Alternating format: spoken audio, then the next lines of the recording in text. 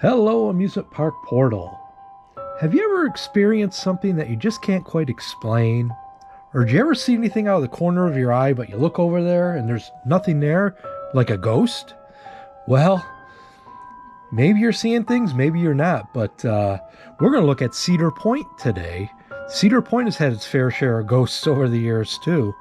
And some people say it's haunted. Is Cedar Point haunted? Well, Cedar Point is known for its scary coasters, but coasters aren't the only scary aspect of the park. And I'm not talking about the ghosts and goblins that roam the midways during Halloween weekends either. I'm talking about actual ghosts that haunt the park. Now, Cedar Point is one of the most popular amusement parks in the world and boasts roughly 70 rides, including, 17 roller coasters on 364 acres. This tourist attraction is commonly referred to as America's Roller Coast. About 3.2 million visitors from all around the world flock to this park each summer. That's a lot. Cedar Point was first opened in 1870. It has a very rich history. So it's at no surprise that an amusement park this old and this popular would be rumored to be home to several ghostly residents. Now in this video, we're going to take a look at some of those rumored ghosts that haunt the park. And we're going to start off with one that I've personally had experience with. Now, many of you know or may not know that I used to work at the park years ago. Shortly after Mean Streak opened,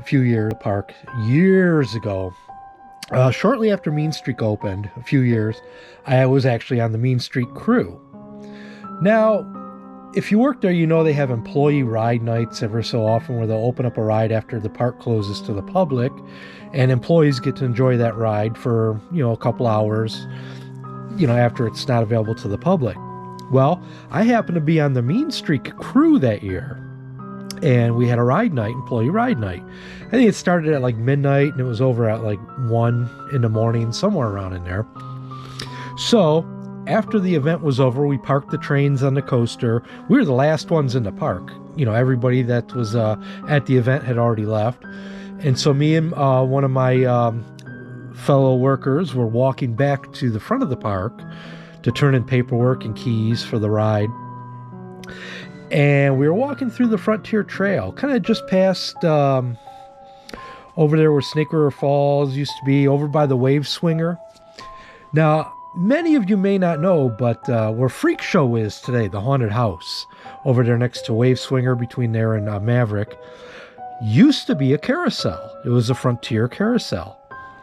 Now the carousel is no longer there. They use this building for the Freak Show haunt during Halloween weekends. So, but you can still tell by looking at the building still looks a lot like the shape of a carousel. Here's some pictures I took, and here's a couple pictures. But you can still tell by looking at the building still looks a lot like the shape of a carousel. Here's some pictures I took, and here's a couple pictures I found online also, because I don't have very many pictures of the carousel itself. I didn't have a very good camera back then, but we were able to find a few pictures online from Insiders of the Point. Excellent site if you ever get a chance to check them out and you're a fan of Cedar Point. Do that. They've got some great pictures on there. Anyway, here's some of their pictures and mine mixed together, but we were walking past the carousel. It was 1:30 in the morning. All the lights were off. It was dead silent in the park. And we walked past the carousel. All of a sudden, all the lights turned on and music started for 10 seconds and then shut off. And then the lights shut off. And it was pretty scary because we had heard the stories that this carousel was haunted, but you never really think much of that stuff when you hear the stories. You're like, oh, that's cool. But to actually experience something like that happening to you, that's a whole nother thing.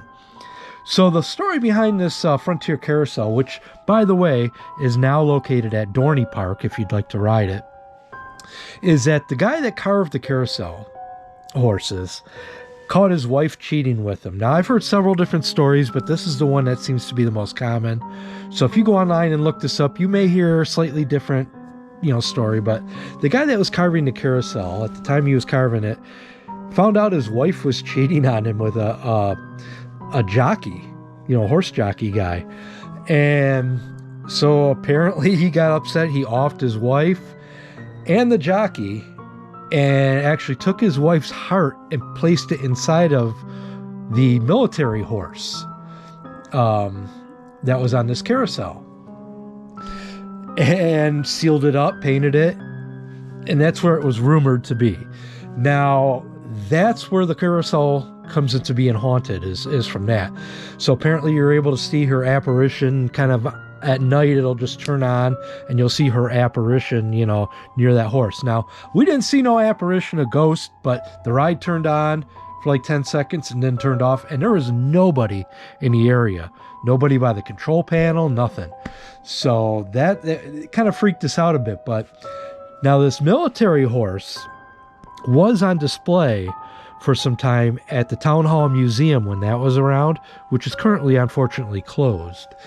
But here's a picture of the horse in question. This is the military horse. Now, they had several horses in there on display, like 3 of them here you can see, but the one on the right is the military horse, which was the rumored haunted horse. Now, currently this horse is still at Cedar Point. I think it's in the planning and development department. They have it on display in there. It's off view of the public. You cannot see it unless you actually worked at the park, but interesting that the horse is still there. The carousel's not there. Like I said, it's at Dorney Park, but that's one that always gets us, man. When we walk by there for the rest of the season, we kind of avoided that area. I think we ended up walking past Gemini and taking a little bit longer route to get out of the park at the end of the night. It scared us pretty good. So that's the first story we got. All right, another one of the hauntings we heard about was the ballroom. Now, the big arcade, Coliseum Arcade, off the main midway there, kind of over by the Kittyland area there. That has a lot of history in it. Now, that building was built in 1906, so pretty old, isn't it? Well, a lot of things have happened over the years there. Now, downstairs is currently an arcade, but upstairs hasn't really changed much since it was built. I think in the early 20s and 30s, they remodeled it to what it is now. But the decor and all that really hasn't changed much since then. They used to have big bands in there, like Guy Lombardo, and I can't think of any right now. But they had some really big name bands come in there, ballroom dancing and whatnot. So what I have heard is there's a gentleman that worked in there. And they had a lot of events. After the ballroom dancing and big band era was over with, they still held a lot of events up there. And there's a gentleman that worked there for quite a few years, was telling us stories about when it happened to him a couple times. He says once when he first started there, and once a few years later, where he was closing up at night. He was the only one left in the building, closing up after an event and getting ready to leave, and he heard music, what sounded kind of like faint in the distance, like ballroom type music. He's like, well, that's weird. Did they leave a radio on or something, or a TV or something was left on? So he went back into the main ballroom to investigate. And what he heard there was he heard faint sound of music, and he saw the shadows of 2 figures dancing in the ballroom. Yeah, that's right. And then he walked into the ballroom a little bit deeper to get a better look, and it just disappeared, and the music stopped and they were gone. There's nothing else. Well, he kind of blew it off as, I must be seeing things, I'm tired, whatever. Well, about a year or 2 later, when he was there, same thing happened to him. He heard the noise again. He went up there, saw the shadows dancing, and went to get his camera to take a picture, and by the time he got back, they were gone, because nobody believed him the first time, so he wanted to get a picture. But again, there's varying degrees of the story. You may hear a different version from someone else. I've looked all this up online, and there are different versions of this, but this is the version that we were told about when we worked in the park. So if you're ever in the arcade or upstairs above the arcade for a special event, take a look around and see if you can hear any ballroom music and see any ghosts dancing in the ballroom. All right, next up, we're going to head over to Hotel Breakers. That's located inside the park. Now, this is an old hotel and has a lot of history as well. Now, there's a couple hauntings in here. The first one's kind of a smaller one, so we'll start with that. Inside the TGI Fridays, located inside Hotel Breakers there. It's been reported that visitors report that the pictures on the walls move on their own inside this restaurant. That's kind of crazy. And there's also has been reported sightings of faceless apparitions in the restaurant and other locations throughout the hotel. But wow, that's pretty crazy. Who'd have thunk a TGI Fridays could be haunted, you know? That's pretty crazy. All right, one of the darker stories on our list here also comes from Hotel Breakers.